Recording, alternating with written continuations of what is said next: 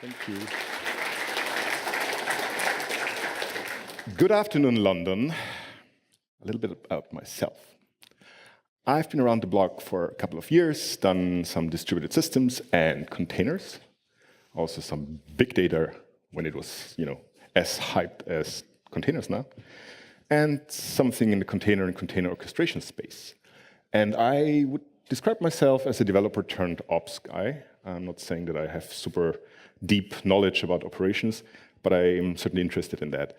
And have done a couple of different programming languages, and since 3 years or so, I'm a proud gopher. All right, before we jump into the motivation, quick show of hands, please. Who has heard about Kubernetes? Keep your hands up if you have toyed around with it, played around with it. Okay, and now we see the difference. Who has running it in production? Okay, no, still, that's not bad. That's not bad. So I'm going to keep an eye on you guys here. You're potentially the ones who are going to heckle me a little bit. One thing in advance, this is not a lecture, this is a discussion. So if you disagree with me, what I say here, please, stand up. Maybe we have even mics and we can give people a microphone. Add your knowledge, share your knowledge. I'm also learning in that space. Motivation. If you're an operator, also developer on Kubernetes, you might want to save money. Right? It's Friday night, you're almost done, but not quite. Do you keep the cluster running over the weekend or start on Monday morning? I personally don't like to pay money for something I don't use, so maybe that's a motivation.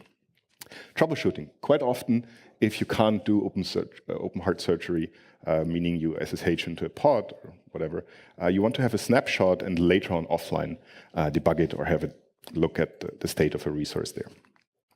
Auditing, quite often you find that in corporate environments that you need a digital paper trail, so who has been touching what, who has been deploying what, deleting what, that kind of thing. Billing, if you're offering a kind of public-facing service on top of Kubernetes, you probably want to be able to say, all right, you have been launching 20 pods in the last 3 days or whatever, that kind of thing. Capacity planning, you might want to see what was the growth, how many services or whatever have been used, and based on that, especially if you're on premises, do capacity planning.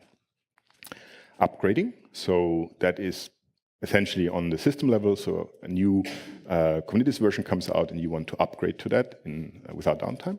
And that also includes migration of live systems. So imagine you're currently using vanilla Kubernetes, and then you find out how great OpenShift is. Did I mention where I work? Yeah, all right. You find out how great some other Kubernetes distribution is, and you want to live migrate your application without downtimes. And last but not least, restore and disaster recovery. And you probably get the idea that I have sorted it somehow like what you can do now to very aspirational, right, if you put it that way. So the last 3 points are a little bit more aspirational. So, cluster state and the state in the cluster, reminding ourselves that nothing is written in stone. Before I'm jumping into the actual cluster state, I'm going to throw some terms around so that we're all on the same page. State, in general, we can distinguish between static state, by that I mean something like config, whatever, that you essentially do once, and then it doesn't change anymore. You still need that state, but it doesn't change anymore.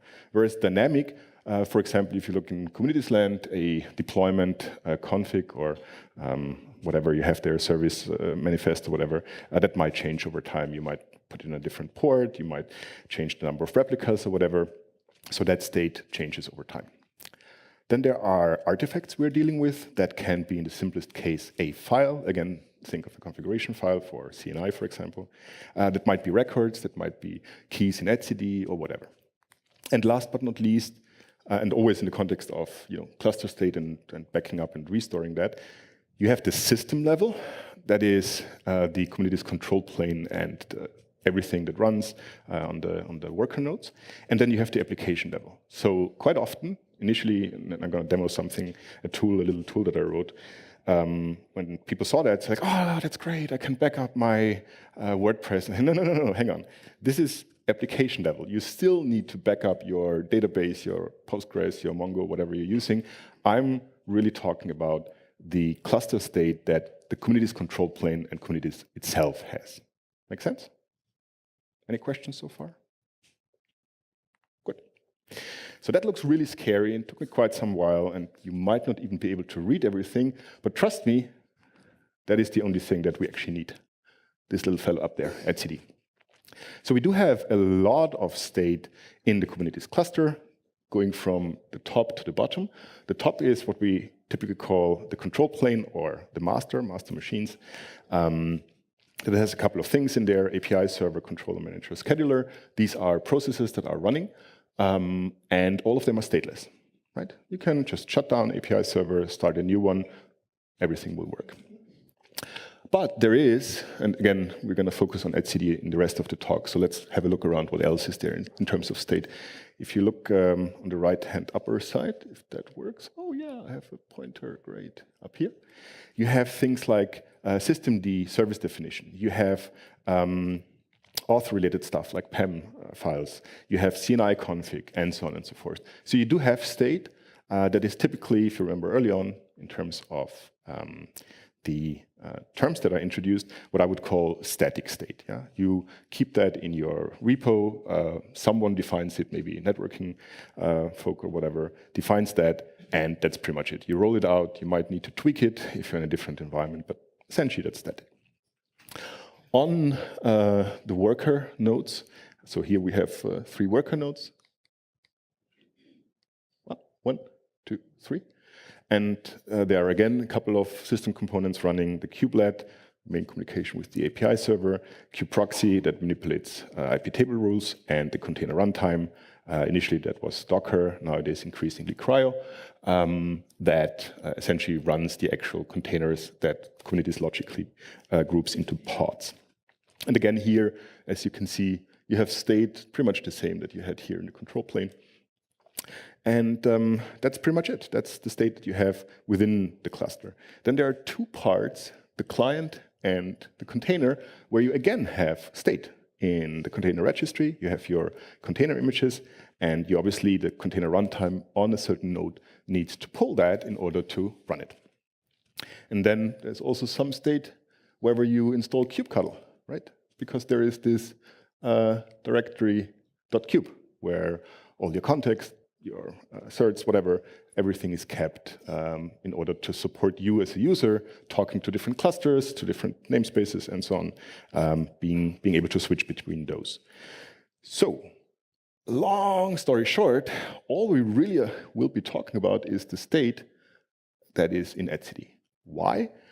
Turns out that a lot, if not all, of the interesting use cases so far, like this 80-20 rule, is enabled through making snapshots of the state in etcd and then being able to restore that again.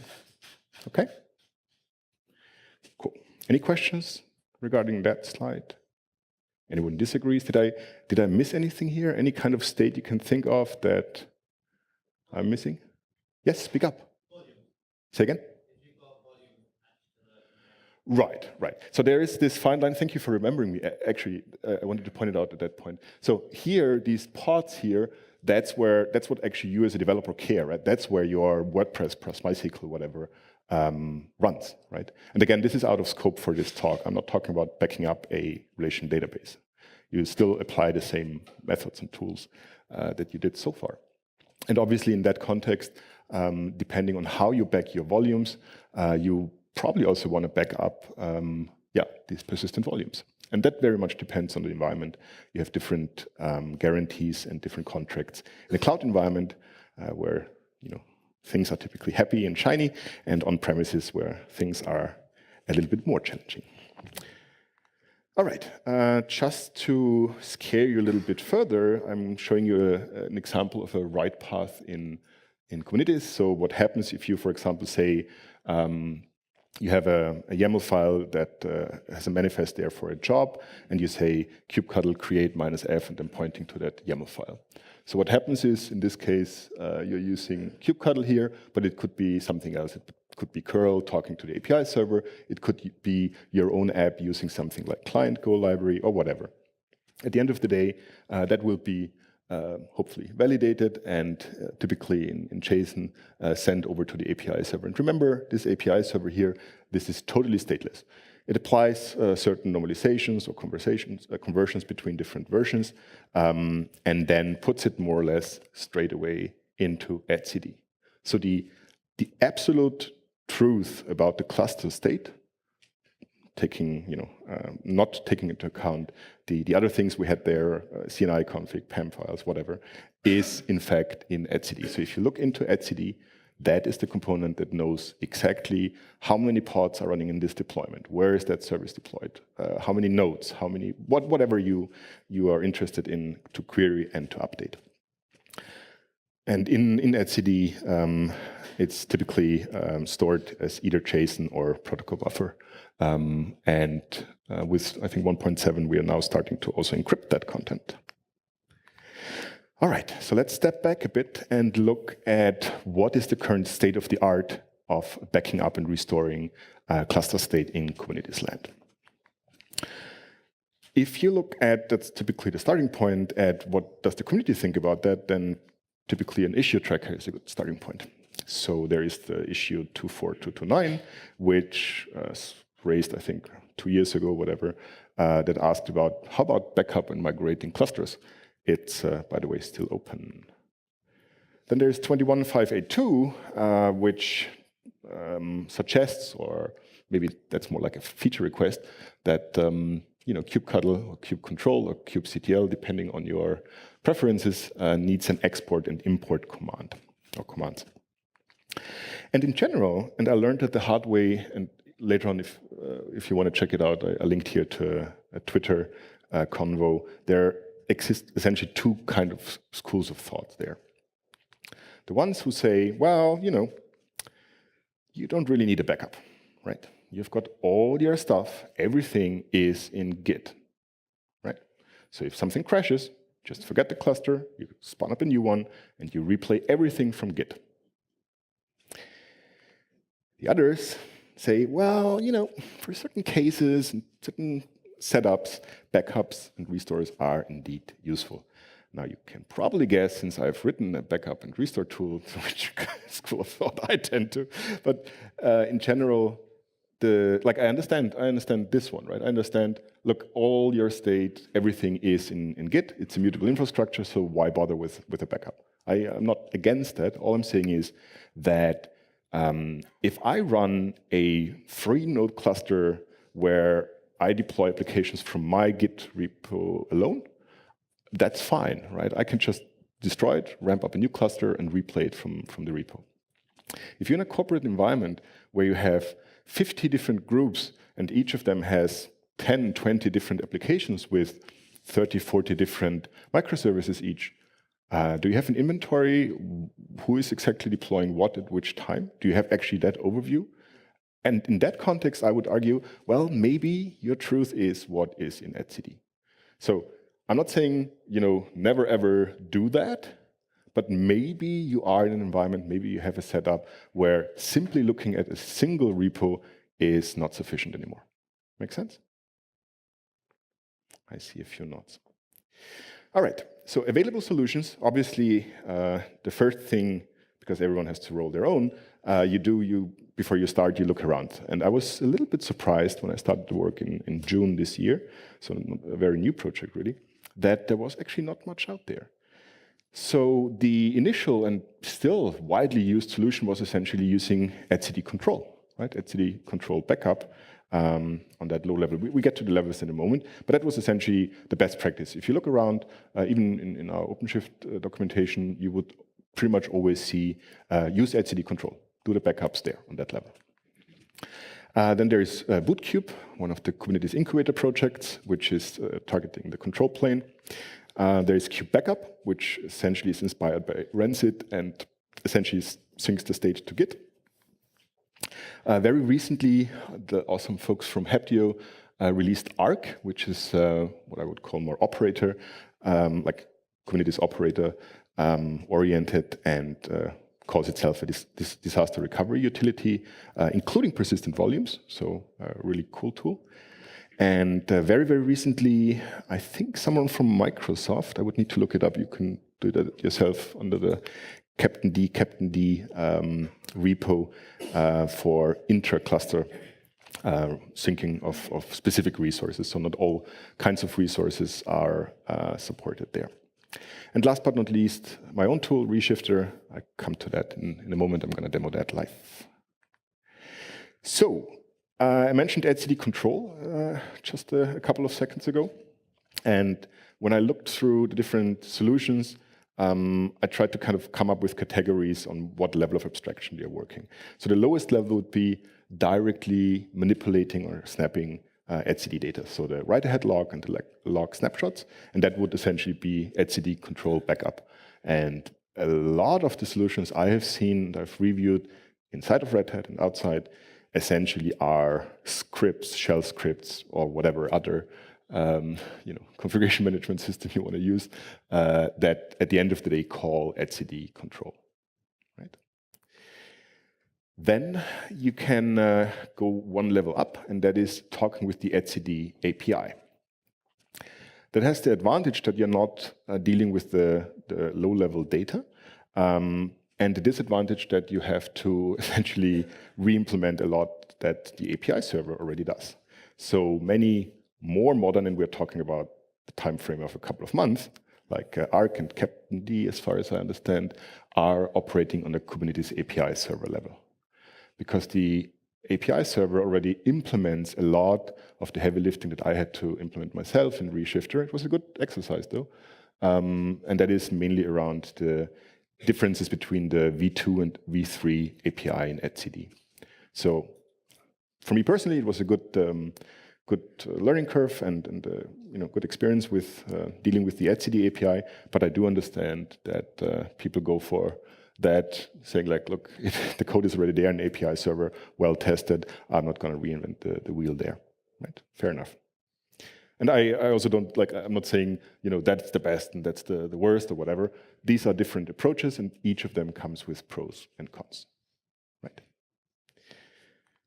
All right, a couple of challenges that might not be so obvious, and I learned most of them by essentially communicating with users of Reshifters, be it in terms of feature requests or bug reports or whatever.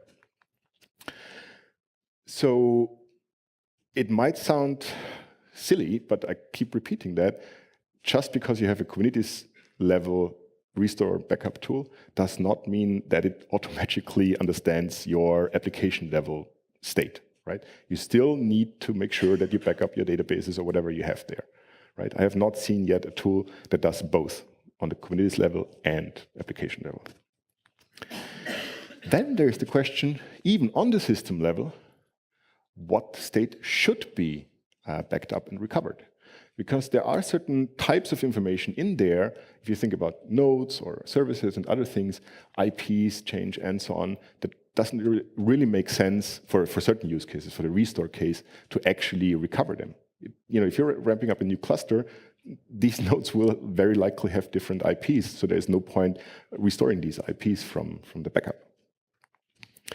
One challenge that I've mainly seen talking with our colleagues that run OpenShift Online, our public cloud service offering, we take care of the burden of running an OpenShift cluster, is essentially multi-tenancy. So you want to be, and that's what I'm hopefully successfully demonstrating in a moment, be able to pull out specific, based on a namespace or project, as it's called in OpenShift, resources. You're not backing up the entire cluster, but very specifically certain kinds of resources, typically scoped by a project. And in the context of disaster recovery, think of, you have a main site, let's say somewhere here in the UK, and secondary site somewhere on the East Coast, US. What are your RTO and RPO, so the time that you allow to recover and to what point in time back, which then essentially means how quickly can you continue your work and how much do you need to invest to get where you've left off, more or less, before the disaster struck. And then there are a number of things, and I'm not claiming at all that Reshift already solves all of them, that are around encryption, access rights, and so on and so forth, that increasingly get more complicated the more Kubernetes advances. But yeah, we're going to have to tackle them in some way or the other. Okay, so coming to this case study, so far it was rather abstract and maybe not so useful for you, but let's have a look at a concrete example. I told you already I started coding on Reshifter in June roughly, and when people ask me what is Reshifter, it's a bit like the elephant, and different people see different things, but to me it's mainly a library. It's a Go library, Go package that, and I would encourage people to view it in that order. If you write your own piece of infrastructure, manages something, maybe you want to reinvent what the fine folks in InfraKit did or whatever, you can use that package. It comes with a number of things that include discovery, we'll see that in a moment, essentially telling you, oh, you're talking to an etcd 3 that uses version 2 API, for example, statistics and other things. It is also a CLI tool, and that is what I'm going to use in the CLI demo in a moment. And it is a web app, which essentially comes with a Kubernetes deployment, a service. And I'm not a UI guy, so I wouldn't claim that this is the most beautiful UI, but it's certainly functional. Okay, architecture in a nutshell. So you either deploy Reshifter as an app, which means it runs as a deployment, typically just one pod somewhere, and it exposes a UI. You might need to proxy it out, usually. And on the other hand, for kind of one-off tasks, if you are in emergency mode and you quickly need to do something, you probably just download the Ruckly binary and use it on the master node. In case of the UI, which is really just a bunch of HTML and JavaScript, it uses the server, which exposes a HTTP API, and in case of Ruckly, it directly talks with etcd here. And as a user, you then essentially have two choices, or one thing that you need to consider. Will you essentially back it up locally and then, I don't know, rsync or whatever you're doing somewhere else, or are you using a remote S3 compatible backend where you just say, create the backup in this place, for example, Amazon S3 or other places. I'm going to use the Minio playground for the demo now, because I'm not going to share my AWS credentials with you. And yeah, at the end of the day, no matter if it comes through the Reshifter server or Ruckly, it always talks with etcd. So the only thing that you really need to tell Reshifter here is essentially how can it reach etcd. Any questions so far? Makes sense? Oh, yeah. So again, Reshifter talks with etcd, and I don't really to me etcd is a black box. All I need is here talk with etcd on that address. I don't really care if it's a single etcd running, if it's 3 etcds running, 5 or whatever, however they do their stuff internally. I just say, this is my client endpoint talking to it. All right, let's have some fun, or at least you, and I'm going to sweat a little bit here. That's what you came for, right? See me sweating. All right, so I have a cluster here, a 1.7 cluster. And the first thing we're going to do is, I'm here up there, I'm on the master. So I've installed the CLI. It's really just downloading the binary, making it executable, and moving it to user local bin. That's it. And let's have a quick look, kind of like the raw view if you wouldn't have something like Ruckly. So what I'm doing here is I'm going straight to the etcd endpoint. Can you actually see that in the last row? Should I? Is that okay? Yeah? I see some nods. Okay. So what I'm doing here is essentially using curl and say, hey, give me everything under, up to keys. It's essentially generic, so v2 keys, that's a generic part, and slash registry, that is where the Kubernetes namespace, at least up to a certain version, is started. And then I'm piping it to JQ, which gives some nicer output. And you see, there are some things in there, right? So you have /registry ingress, which is a directory and has some things in there, jobs, API extensions, secrets, controllers, pods, replica sets, and so on and so forth. And that is the raw data that I'm working against. So essentially, it's tree traversal, and then I'm going to show you one thing later on, which is the backup strategy that I can choose, essentially filtering out certain paths when I'm traversing that tree. Okay, so we believe that there is something in there, and I can also show you the dashboard here. So currently there's just Prometheus running there. That's the only deployment I have. And there should also be a service. Yeah, a couple of other things. Need to clean it up. Anyways, there are some things running there. Doesn't really matter. So the first thing we're going to do is essentially have a look around, right? That's the first thing you do. You're on a date. You're entering the flat. The first thing you do is you look around. What kind of things are there, right? So explore. What Ruckly Explore does, and it confirms that it's using this default, because the assumption is if you're using the command line tool, then you are in the master, so you are on localhost using etcd. You're talking to etcd on localhost, and the default client port would be 2379. There are some, like there's an outdated, deprecated port called on 4001. So you can override that. You can say, hey, use this other endpoint here. So what Explore gives me, it tells me, well, I figured this is an etcd in version 3.1.5, and interestingly enough, it's using the API version 2. And when I first saw that, I was like, that's funny. But turns out this is actually, at the current point in time, a very, very common setup. So you have an etcd 3 that runs in API version 2. And initially, I was so proud of myself that I made it possible to do auto-explore. Everything, auto-discovery, everything would be automatically discovered, until someone raised an issue and said, well, I need to force that guy to actually talk v2, right? And I initially was like, nah, you shouldn't be able, you don't need to do that. And turns out this is a really important use case. So I implemented that. You can override it. You can essentially tell Reshifter, you know what, forget about the auto-discovery. I want you to talk v2 or v3 with that etcd, no matter what version it is. Well, it doesn't make sense to talk v3 with a etcd2 version, but the other way around.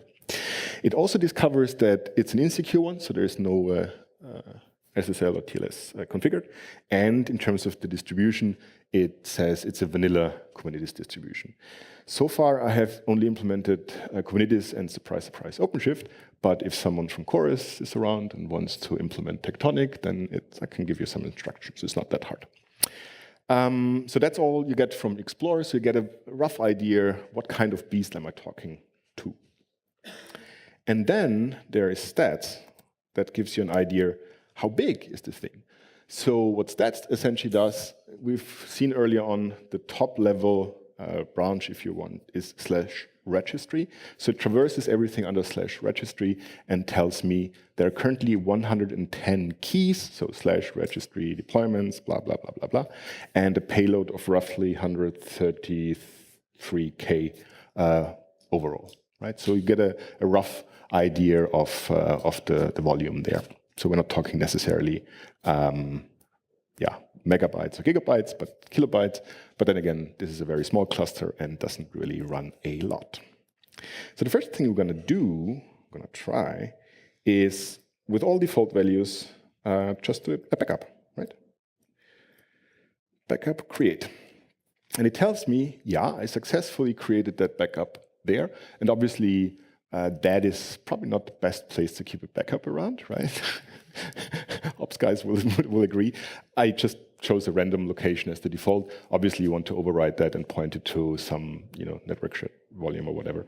But it's there, right? So if we go to Reshifter, temp Reshifter, and unzip this fellow here, then we actually should see the same that, yeah, I did that earlier on. Sorry for that. Right, registry was the top level. Registry, deployments, what do we have in there? Prom? No, sorry. default namespace prom. Okay. And now there is a file in there, and that's called content. And who has a guess if I cat that content, if I print out that content, what will be in there? Anyone, any guess? Sorry? Say again?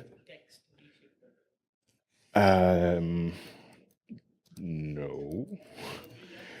It is the JSON representation. It's exactly the content that you would find in etcd. So if you look through that, that is a manifest defining that deployment of Prometheus that I started at some point in time, with everything, with the state, everything that is currently there. So at the point in time where I did Ruckly backup create, it took the state of that object in etcd and essentially wrote it out to disk, zipped it, and so on. But that is what you have. So you can apply all your set, awk, whatever foo to do whatever you like there on that level, if you want to, because it's just a zip file.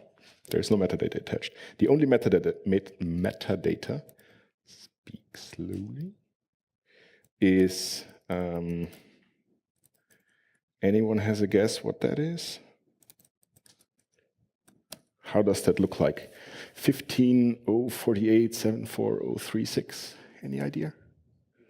Yes, it's a timestamp. So you can, by looking at the file name, figure out when that backup was made. So this is literally the only kind of metadata that is there. There's nothing else in there other than directories, which directly map the structure that you found in etcd, and then on the leaf nodes, a file called content, which has the respective payload, in this case JSON. Otherwise, if you would have a protocol buffer in there, then you probably wouldn't be so happy if you say cat content. Anyways, let's move on and do something a little bit more interesting, and that is using the Mini.io playground. The Mini.io playground is essentially like kind of free S3 bucket environment you can use. Obviously, that goes away, so don't put production data there. But as I don't want to share my AWS secrets with you, I'm going to use that one here. So what I'm going to do is not local backup, but I'm going to do a remote backup here. So since that is for everyone the same, I'm happy to share that.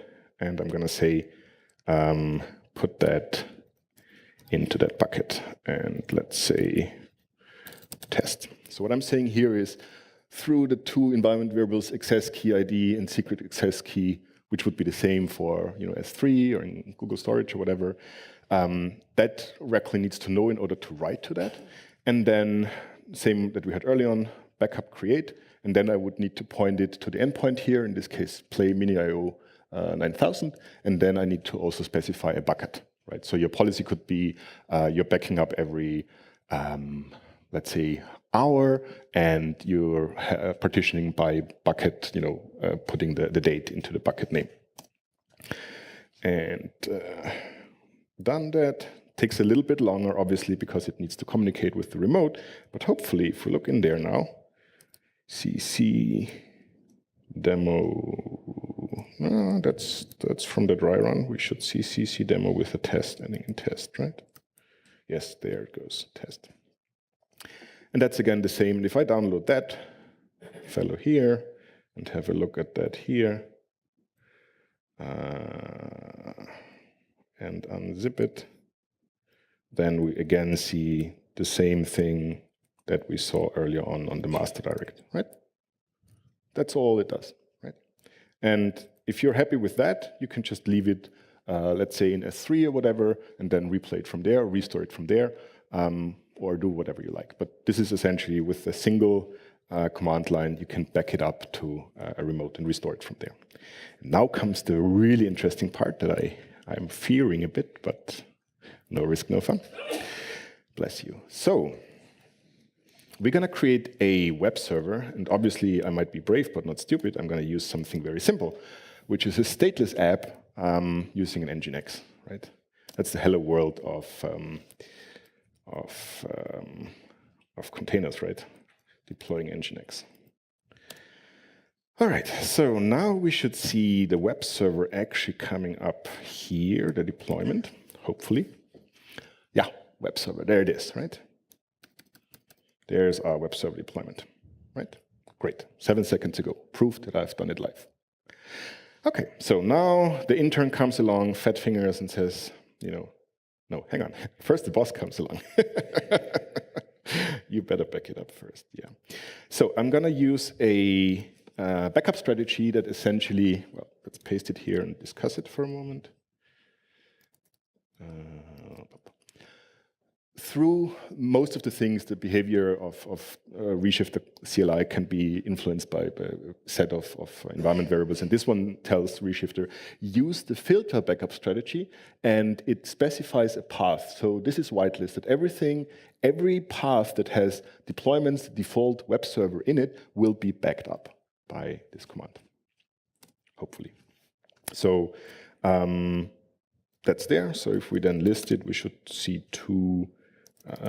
The one we did previously, and this one here, 4. Okay, and this one was 3.5. Okay, remember it. The one ending in 3.5. I depend on you paying attention now, otherwise I'm gonna cry.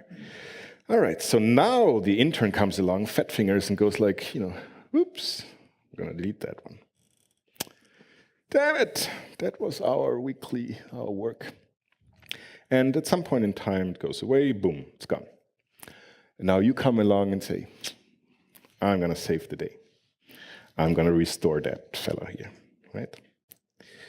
And again, same in the other direction. I specify the backup strategy filter and the backup ID, which was the one ending in, very good. Someone paying attention. So, appreciate that. Now, fingers crossed. It says it has restored it, but what happens if I... Thank you, you may applaud.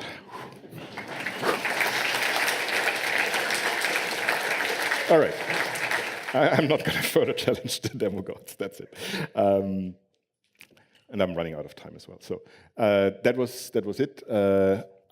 By no means this is production ready, it's work in progress, but as you've seen, you can do some bits with it. So use that, use Arc, use others, give feedback what you want and what you need. My main goal for today was really to raise awareness that backing up and restoring stuff might be a good idea. And if you're interested in contributing to that topic, not necessarily in Reshifter, but to the overall topic, maybe at some point in time we may form a Kubernetes incubator around that topic. And some resources if you want to dive deeper. Thank you very much.